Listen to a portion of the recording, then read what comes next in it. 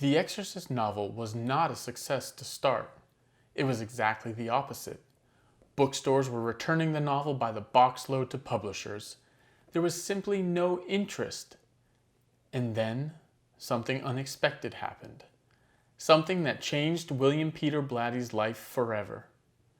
Something that would change the face of horror forever. Thank you. I had to stop the applause. We were running up such an electric bill. There was a cancellation on the Dick Cavett show, and William Peter Blatty filled that void.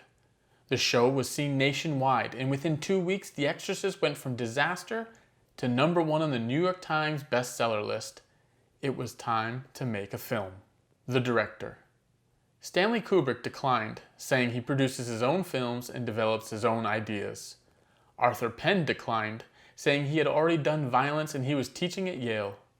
Mike Nichols declined, saying it would be impossible because the picture would be decided on a 12-year-old girl's performance as the incarnation of Satan.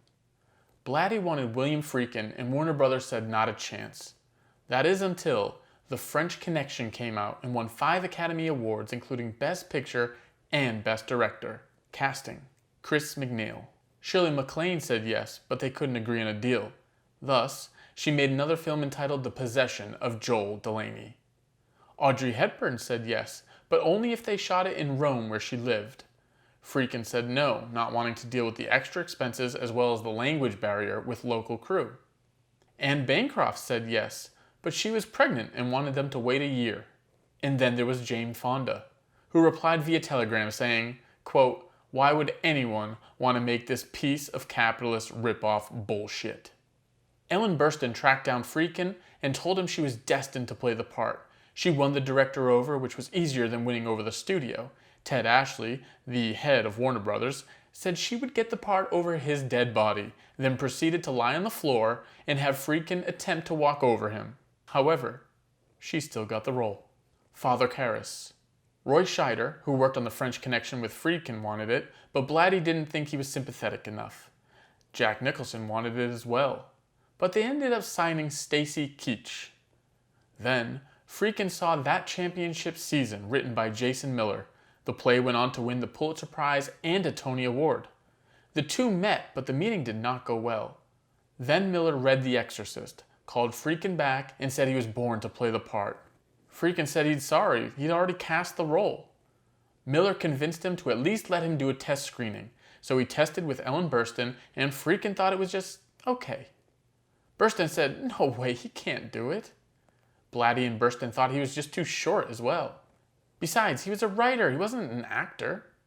But when Friedkin finally watched the playback of the test, he realized the camera loved his look, and he was indeed Father Karras. They paid out Stacy Keach and Jason Miller was in. Reagan McNeil. They went through thousands of girls over 4 months and they could not find Reagan. Then, in the last week of auditions, unannounced, Linda Blair and her mother went to the offices and met Friedkin, who knew right away this was their girl. Filming. Halfway through filming, the production was already over budget and over schedule. And then one morning, Friedkin got a call saying not to come into work today. The set had been burned down. It was alleged that the pigeons who hung out in the rafters of the studio must have flown into a light box, causing a short circuit.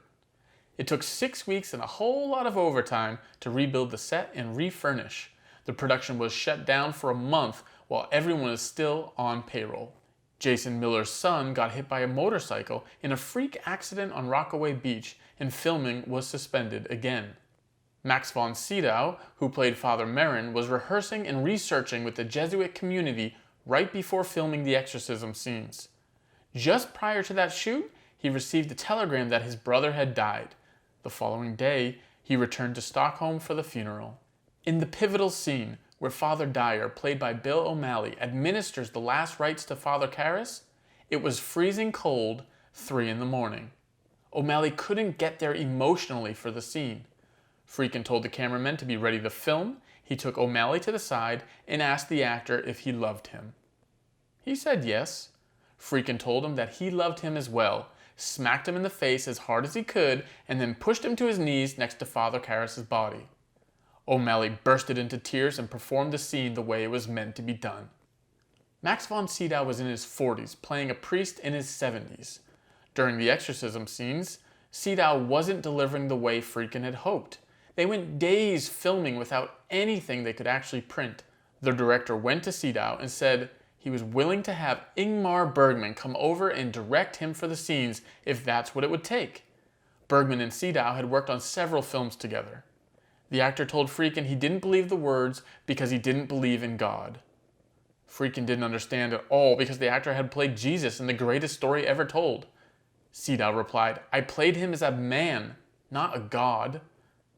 Friedkin told him to do the same thing here. Sydow told the director to give him an hour. Friedkin immediately told Blatty to kill off Father Merrin earlier so they could move on with filming. They both actually liked the rewrite better than the original, but decided to give the actor one more try. Luckily, he nailed it. William Friedkin still has no idea how that happened. Warner Brothers did not want Friedkin to shoot the Iraq sequences in Iraq. Too dangerous, too expensive, no way. But the director wouldn't have it any other way. Von Sydow would start his 4-hour makeup process with Dick Smith and Rick Baker and then shoot from 7 a.m. to 11 a.m. By 11 a.m., it was 130 degrees Fahrenheit and the aging makeup would melt off Sydow's face. According to Friedkin, the 14-foot by 8-foot statue of Pazuzu was to be sent from Los Angeles to Baghdad, but it ended up in Australia, allegedly due to custom agents getting spooked by it. According to other sources, it was accidentally put in the wrong compartment and shipped to Hong Kong because of its large size. 2 weeks later, when it finally did arrive, rumors swirled around Iraq that American devil worshippers had erected a Pazuzu statue and were offering sacrifices to it. This led the Yazidi, who were known as devil worshippers who practiced both human and animal sacrifice, to contact the director for a sit-down, which he agreed to. They were disappointed when told it was just for a movie. Production in Iraq halted for 5 days because there was an attempted murder of the Iraqi president by the chief of secret police, Nazim Khazar, and a 40-man assassination squad. Khazar escaped and was hiding near the film set, which stopped production, of course. 39 men were hanged over the next 2 days. In the end, the production took about a year, and the starting budget at $4 million ended up at $11 million. Post-production needed to be quick. Filming ended in the late summer, and the film was to premiere the day after Christmas.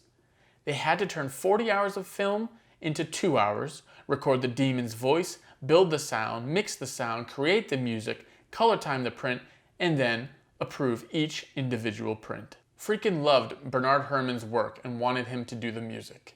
He was considered one of the greatest Hollywood composers of all time, with the likes of Psycho, Citizen Kane, and Vertigo on his resume.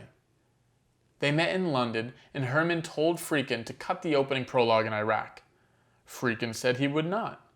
Herrmann told him he was probably only keeping it in the film because it was hard to shoot and cost a bundle and all that. Friedkin said it was in there because it sets the mood and tone for the entire film. Herrmann said, quote, "It don't mean shit." Herrmann said he would do the score if he could record it in an old church in London. The director asked if he meant making church organ music for the movie. Herrmann said yes. Friedkin said he thought organ music would be too cliché. He wanted music that felt like a cold hand on the back of one's neck. Herrmann said he would do the music the way he wanted, and then would mail a copy of it to him when he was done. Friedkin asked, "What about me giving my input and notes?" Herrmann replied, "Kid, I've done hundreds of scores. How many films have you made?"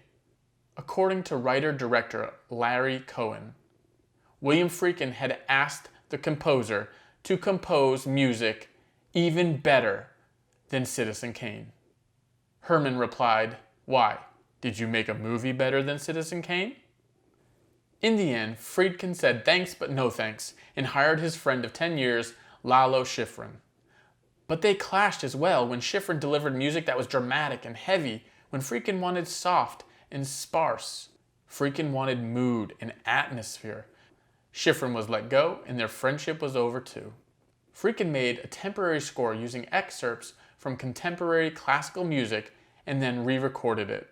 The famous music from The Exorcist, Tubular Bells was found in a stack of auditioning music at Warner Brothers, written by Mike Oldfield.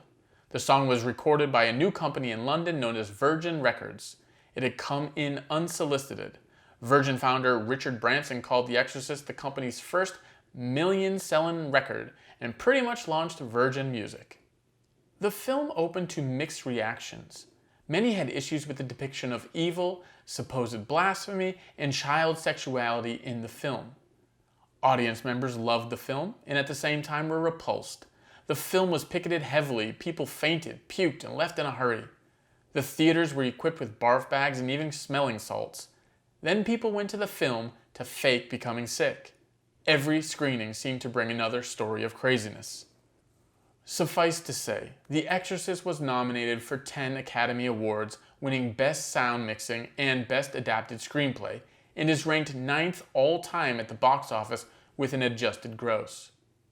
William Peter Blatty said he wrote The Exorcist to bring America back to the church. Many thought he simply reintroduced the devil to more modern times. With the help of William Friedkin and the rest of the cast and crew, they certainly helped shape the face of horror, whether they intended to or not. Amen.